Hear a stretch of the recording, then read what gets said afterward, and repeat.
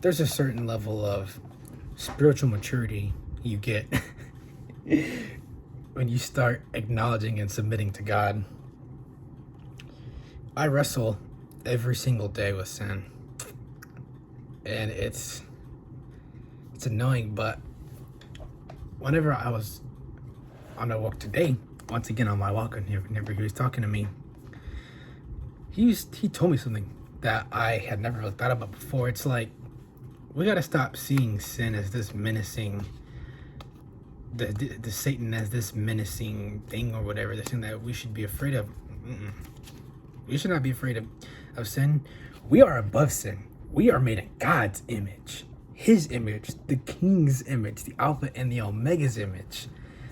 So we gotta stop being afraid of sin. We gotta be like, yo, I am my Father's child. You have to yield to my Father.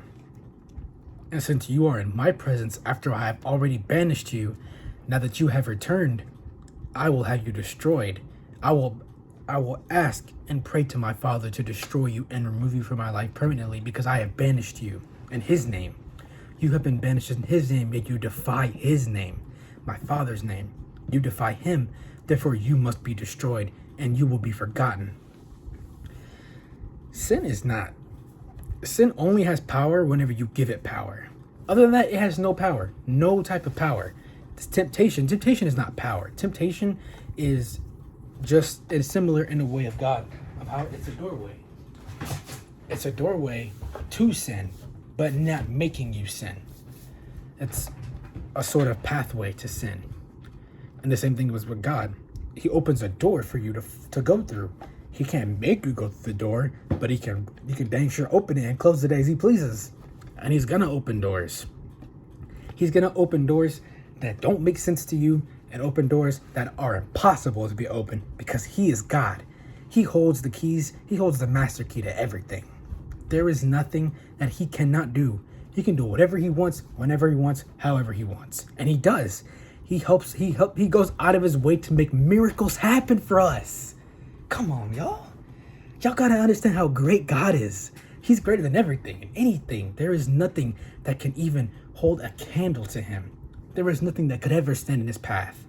And because you are his creation, there's nothing that can stand in your path. Things may happen, things may go wrong and every now and then, but so what? It doesn't matter.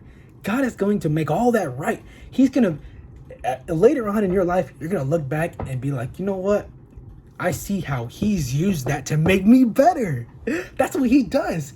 The reason God doesn't allow bad things to happen, he uses bad things. That's why we quote, things happen for a reason. Things don't happen for a reason because of just a reason. Things happen for a reason because of God. But God. You know, maybe you're in crippling debt. But God. Maybe you have cancer. But God. Maybe your entire lower half is gone. But God. No matter what you are in, no matter the circumstances you are in, you have to cling to your faith. Cling to him desperately, woefully. Be humble in the way you cling to him. Acknowledge that without you, Lord, I cannot do anything. I have to have you, God. I cannot do this without you. And I don't want to do it without you. It's too hard to do it without you. It's too much. It's to the point to where I cannot truly accomplish anything. That's the type of attitude you gotta have when you come to him. Full and utter submission. And when you do that, it's over. Like I said, there's nothing that can stand in your way. The only thing Satan can do is place things in front of you to try, or things around you to try and distract you. But God's just gonna run. It's just gonna run all that's gonna get run over. Again, it's like being on a ship that cannot be sunk. That doesn't mean there's not going to be storms, there's not going to be big waves, there's not going to be natural disasters. Things are going to happen. It's inevitable. But so what? Who cares? None of that is more important or more powerful than God. He made everything. He made all that's good. All that's good is made and comes from him. So the only things that will come from him will continue to be good, because God is the same yesterday, the same today, and the same tomorrow. He's unchanging, forever, eternal.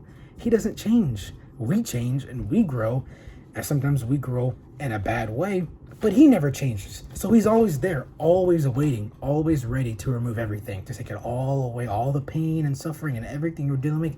He can take it away. He washes it away. He really is just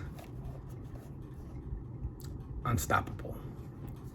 And I'm so grateful that I have been blessed with the understanding that he is greater, because but God, but God, you know, I'm glad that he gave me that, because now anytime anything happens, I'm going to say, but God,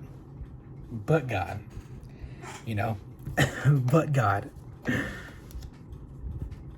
Oh man, just be in prayer. Every time something happens, pray, read his word. But God, you got so many tools, so many weapons to crush your enemies. Evil has no hold on you, nothing against you. The only time that evil can affect us is whenever we willingly walk into its chains. And if you do, okay, and God will destroy those chains the second you acknowledge him. No matter how much you mess up, no matter how much you falter, God is always able to wash it all away in an instant. You just have to submit, truly submit, with all. Love the Lord with all your heart, mind, body, spirit, and soul. That is the first and greatest commandment. And you know why? Because God is greater than everything. Loving your neighbor is like that one, but you will learn to love your neighbor through God. That's why he's first, because God's going to teach you everything you need to know to do all the things that he's told you to do. He's not going to just tell you to do things and not tell you how to do it. That doesn't make sense. He's a teacher, a father. He teaches, he educates, he informs, he leads, he shows you. He came as a man and literally walked the life of a human. Literally did exactly what he tells us to do. So it's like, there's no excuse. There's no excuse. No matter how many excuses you conjure up, no matter how much BS you got, he washes it all away. He washes it all away because he's already handled all of it. Oh man. I love being passionate about God. I'm so very passionate about him. And he's more than just a crutch. He's just my lifeline. My lifeline. I literally, it's more than just dependence. It's absolute dependence, absolute submission. I hope they got the point of this video. The point of this video is to just, no matter what, chase God. Put him at the forefront of your life, the forefront of your mind. Everything. Love him with all your mind, body, spirit, and soul. And everything else will work out. Let's close with the Lord's Prayer and be on our way. Our Father, who art in heaven, hallowed be thy name. Thy kingdom come, thy will be done on earth as it is in heaven. Give us this day our daily bread, and forgive us of our trespasses as we forgive those that have trespassed against us. And lead us not into temptation, but deliver us from evil. For yours is the kingdom and the glory and the power forever. Amen. May God's face shine on you. May his peace shine on you. May his glory, his everlasting light shine on you. And may you never walk in darkness.